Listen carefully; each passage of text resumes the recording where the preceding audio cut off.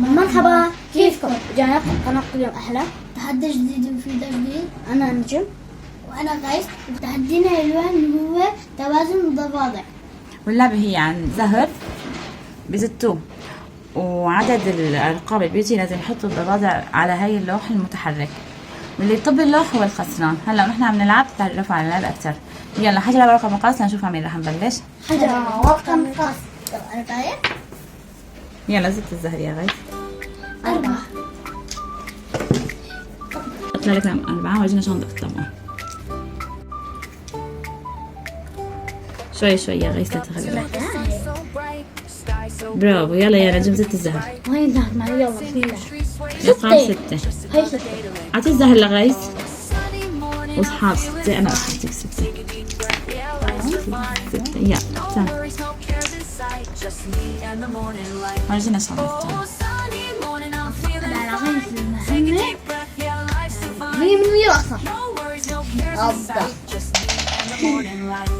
يلا يا نجم. تمام إن شاء الله بحطها بسرعة. 4 ضربوا 2. يلا أسرع يا نجم، هيك ما بنخلص الصبح.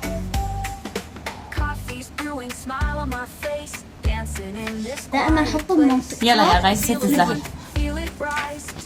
شو بدي جاي؟ واحد. تمام جيب. هاي واحد.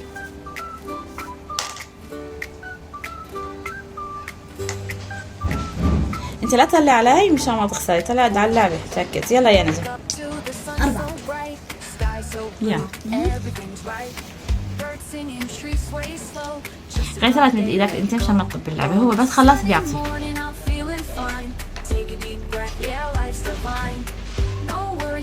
خمسة تكون صعبة بيجي خاصة ويوصل. يلا يا غيث. شو بدي جاي؟ 3. يلا ورجيني شلون بدك تطبقون، شلون بدك تخسر نجم. نجم لا تمد ايدك تاخذ الزهر لحالك عشان ما تطب اللعبة، هو بيني ولا. أوه 3. هي. يلا بلله وحدة لغيث وبيخلص. يلا يا نجم العب. ما بصير هيك نجم، هز الزهر بايدك والعب، ما حاجة تغش. يلا هاي 6. يلا بسرعة يا ماما، أما حمل هيك أغلى. لأن هي كمان اللعبة لازم تكون سرعة، تركيز وسرعة، لأن إذا على مهل الواحد بحلها هي ما شطرنج، لازم تلعب الشطرنج.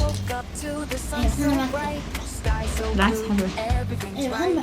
أنا ما استحب. جنبها وأنت ملاحق. برافو. يلا أعطي الزهر لغيث.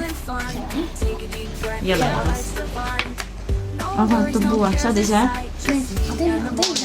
خلص هيك اللي طبيت لأنه هو أصلا في زيادة. أعطوها احتياطي مشان إذا ضاعت.